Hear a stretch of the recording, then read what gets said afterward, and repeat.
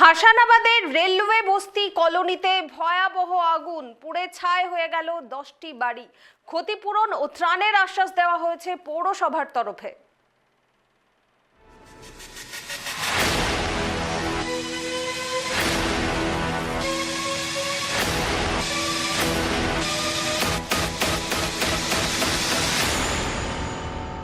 আমি এই মুহূর্তে দাঁড়িয়ে আছি একদম হাসনাবাদ যে স্টেশন, সেই হাসনাবাদ স্টেশনের প্ল্যাটফর্মের শেষের মুখেই সেখানে যে রেলের যে বস্তি ছিল, সেখানে আজ রাত্রি 12টা 15 নাগাদ হঠাৎ আগুন ধরে যায়। ভস্মীভূত হয়ে যায় 10টি বাড়ি, অর্থাৎ অসহায় পড়ে পড়েছেন 10টা পরিবার। সেই বাড়িগুলোর মধ্যে যে সমস্ত আসবাব জিনিসপত্র এবং থালা বাসন শোকেস যাবতীয় যা কিছু ছিল সমস্ত সব পুড়ে কিন্তু ছাই হয়ে গেছে। এখানকার দমকলের প্রশাসন দমকল বাহিনীকে খবর দিলে দমকল বাহিনী তড়িঘড়ি ছুটে আসে এবং আগুন নিয়ন্ত্রণে আনার চেষ্টা করে, কিন্তু শেষ রক্ষা করতে পারে না দমকল বাহিনী। পুরো যে 10টা পরিবারের বাড়িঘর পুরো তছনছ হয়ে গেছে, পুরো পরিবার অসহায় হয়ে পড়েছে। এখানে টাকি পৌরসভার 14 নম্বর ওয়ার্ডের কাউন্সিলর তিনি তাদের পাশে দাঁড়িয়েছেন, তাদের আশ্বস্ত করেছেন যে তাদের আপাতত থাকার একটা ব্যবস্থা এবং তারা যাতে খাবারটা পায় আগামীকাল থেকে তার ব্যবস্থা করবে। রেখে গেছে এই জায়গাটায়, আমি এখানেই বাস করি। আমার ছেলে কুম্ভ মেলায় গেছে, ছোটর থেকে কোনোদিন কোথাও যায় না। এবার বলে মা তুমি ওইখানে থাকো, আমাদের ওখানে একটা টোক মতন একটা ছোট্ট ঘর, ওখানে ছেলে আর বউ থাকে, আমি এখানেই থাকি। যত রাত্রিরে বাড়ি আসি লোকের বাড়ি কাজ করি করে এখানে থাকি। আমি একটা ব্লাউজ পর্যন্ত কিচ্ছু নেই, আমার সব পুড়ে গেছে। কি করে লাগলো আগুন আমি জানি না।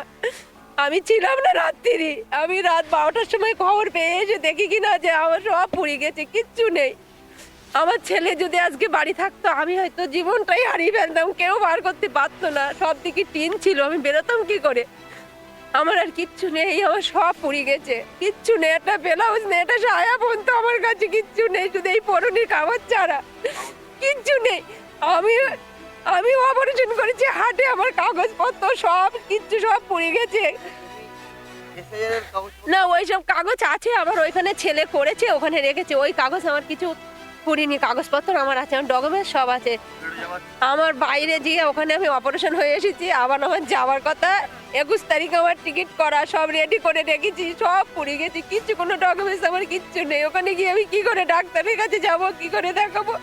মতো আগুনটা লাগে, এখন কিভাবে লেগেছে হয়তো শর্ট সার্কিটও হতে পারে বিষয়। তারপরে লোকজন এসে এখানে পাশে পুকুর ছিল, সবাই মিলে জল ফল দিয়ে নেভানো, অনেকটাই এখানকার পাবলিকরা নিজেরা থেকে অনেকটা নিভিয়েছে। তারপরে ফায়ার ব্রিগেড এসেছিলো বৈশাখ থেকে, ওনারা এসে এখন পুরোটা নিভিয়ে দিয়েছে। এখন মোটামুটি আগুন নিয়ন্ত্রণে। মোট এখানে 10টা বাড়ি ক্ষতিগ্রস্ত। না, প্রাণহানি কোনো ঘটেনি, তবে যা আবাসপত্র যা ছিল জিনিসপত্র সবটাই পুরো একদম ভূমিষ্ঠ হয়ে গেছে।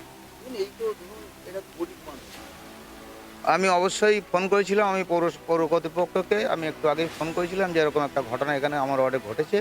আমাকে ওখান থেকে আশ্বাস দিয়েছে যে যতভাবে ওদের কাছে ওদের পাশে দাঁড়াও, যতটা সহযোগিতা করো ওদের করো।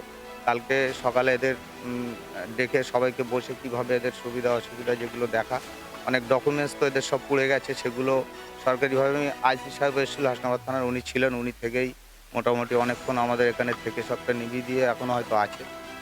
আমরা দেখছি যত ওটা এনাদের পাশে থাকা যায়, যেহেতু এনাদের সব পুড়ে গেছে, এনারা ভীষণভাবে ক্ষতিগ্রস্ত।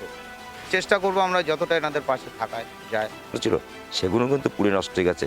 কিন্তু টাকি পৌরসভার কাউন্সিলর তিনি জানিয়েছেন সরকারিভাবে আমরা প্রশাসনকে বিষয়টা জানাবো যে এছাড়া তাদের যাতে কোনো সমস্যা না হয় সেদিকটা যতটা সম্ভব আমরা চেষ্টা করব এবং এগুলো উপর নেতৃত্বকে আমরা জানাবো।